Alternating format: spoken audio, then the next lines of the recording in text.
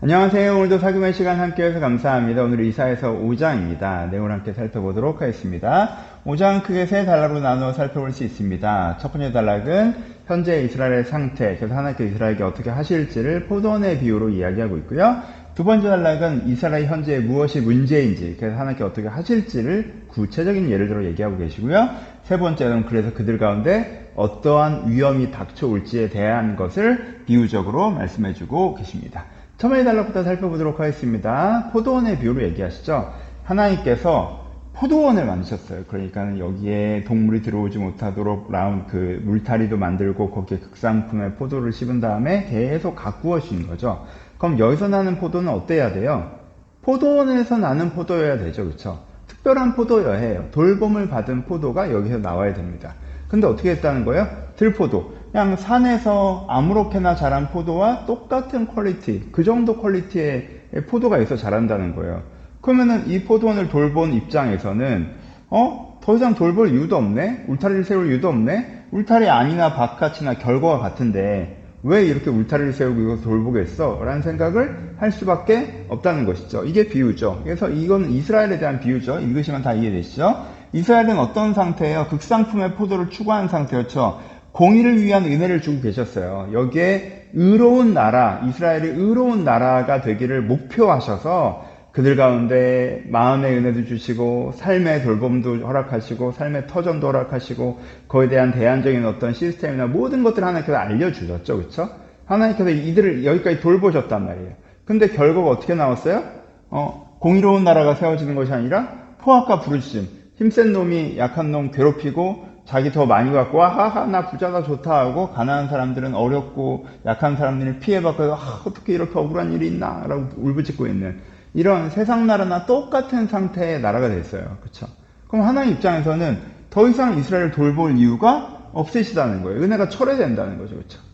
그러니까 여기서는 어떻게 표현돼요? 이스라엘 현재 상태가 무엇인지 정확하게 비유로 표현하는 것과 함께 또 하나 포인트가 되는 게 하나님께서 적극적으로 들어가서 이놈의 포도원 내가 다 무너뜨려 버리겠어 이런 게 아니라 돌봄이 포기되는 거죠. 그렇죠? 그러니까 은혜가 회수되는 거예요.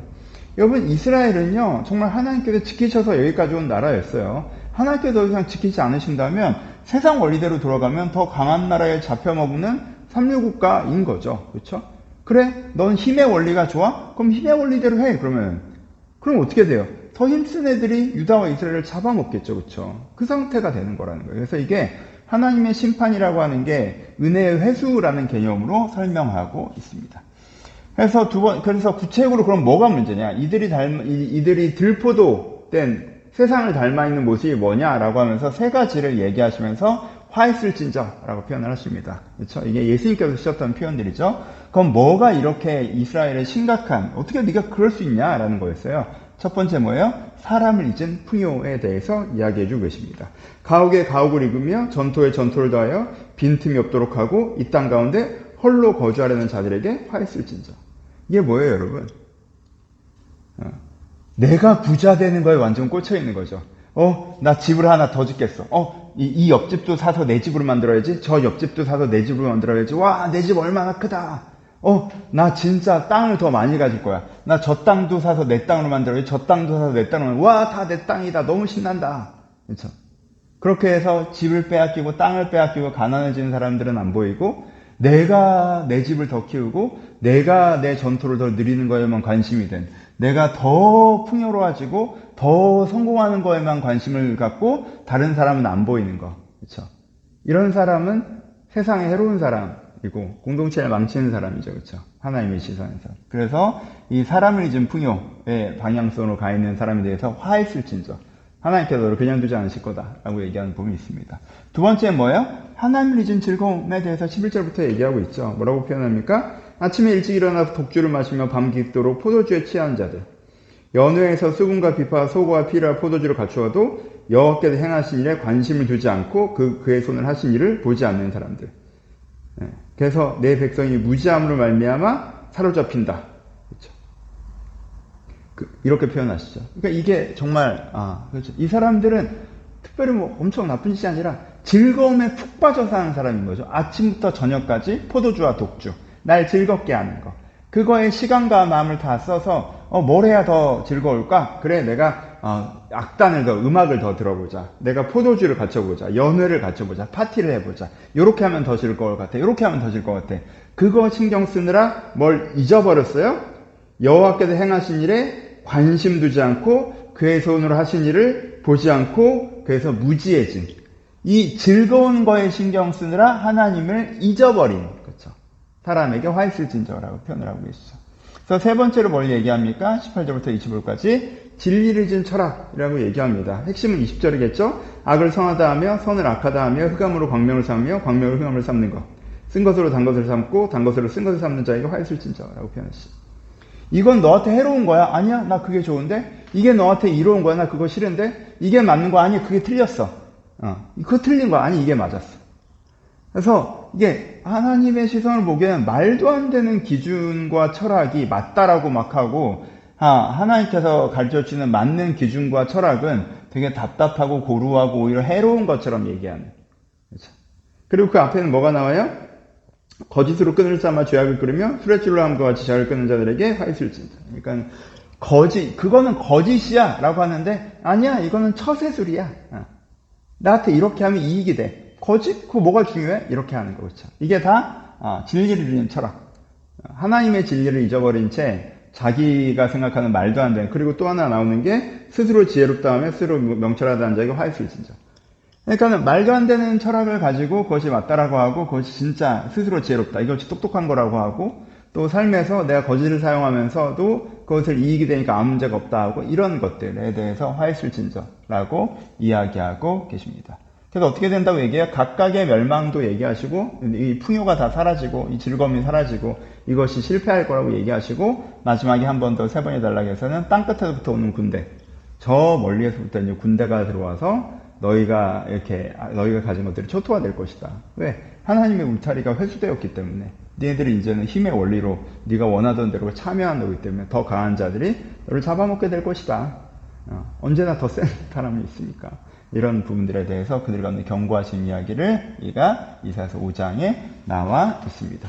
적용해 보죠. 첫 번째로는 하나님께 보시는 현대사라고 표현을 해봤는데, 이 부분을 읽다 보면 좀 섬찟한 부분들이 있죠. 이거 우리 사회네? 그렇죠. 가옥의 가옥을, 전토의 전토를.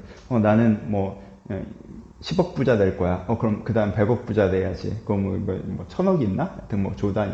더. 그렇죠. 계속 더 높이, 더 많이 갖는 거를 인생 목표로 삼고 끝까지 한번 가보는 거에만 관심이 다 있어서 사람이 안 보이는. 그렇죠. 이게 현대사의 모습이기도 하잖아요. 이건 두 번째는 진짜 약간 섬찟한. 즐거움을 사용한 망각. 그냥 아침부터 저녁까지 독주와 포도주, 이렇게 즐거운 거엔 되게 관심만, 뭐가 나를 즐겁게 할까라고 하느라 하나님이 하시는 큰일에 관심 두지 않는 거. 정말 요즘 우리 모습인데. 그리고 거짓의 처세술, 불의의 철학. 마찬가지죠. 현대사회의 철학이라고 가치관이라고 하는 게 하나님의 기준에서는 말도 안 되는 걸, 가치관이고 철학이고 하나님의 가르침이 다 틀렸다고 얘기하고, 그리고 거짓으로 말미암아 성공하고 이익을 얻는 건 그럼 거짓이잖아 라고 하는데 그걸 처세술이라고 얘기하는, 이게 현대사회를 스케치한 것 같은 모습이 이사야서에 나오고, 하나님께서 화 있을진저라고 하고 계셔서 이런 현대사회의 모습을 우리가 그냥 따라가 버리면 큰일 나겠구나 라는 생각들을 좀 해보셔야 돼요. 하나님께서는 나를 극상품 포도원의 포도로 만드셨는데, 내가 이런 모습과는 다르게 하나님의 은혜 아래 내가 성장해 가야지, 내가 하나님을 믿는다고 하고 하나님께 은혜 받았다고 하고 나름대로 하나님과 함께 살았는데 사실 나는 계속 끝없는 불을 추구하고 즐거움을 사용해서 하나님을 다 잊어버리고 거짓된 철학과 처세술로 내가 살아가고 있다면 정말 이게 내가 위험한 짓을 하고 있구나라는 구체적인 그림들을 한번 가지셨으면 좋겠습니다. 그래서 연결해서 나는 아름다운 포도원인가 라는 것이죠. 하나님께서 나에게 주신 은혜의 목적이 있어요. 그렇죠? 하나님께서 이 포도원을 가꾸실 때에 목표하셨던 것이 있었던 것처럼 하나님께서 나를 돌보실 때 하나님의 목표라는 게 있단 말이에요. 내가 하나님 앞에서 거룩한 자가 되고 나를 통해서 정말 하나님 나라가 건강하게 확대되는 것들을 목표로 하신다는 거예요. 근데 내가 하나님께서 돌봄의 은혜를 주시는 건 좋고 위로의 은혜를 주는 건 좋은데 내 인생은 내가 이렇게 산다라고 하면, 그쵸? 그럼 내가 들포도가 되는 거잖아요. 그래서 내가 하나님께서 주시는 은혜가 나에게 있는데 나는 아름다운 포도원으로 성장하고 있는가라고 돌아보고 내가 진짜 하나님 앞에서 내가 너를 돌본 것이 나에게 보람 있다라고 할 만한 아름다운 극상품 포도로 성장해야겠다라는 마음의 소망함을 가져보셨으면 좋겠습니다. 감사합니다.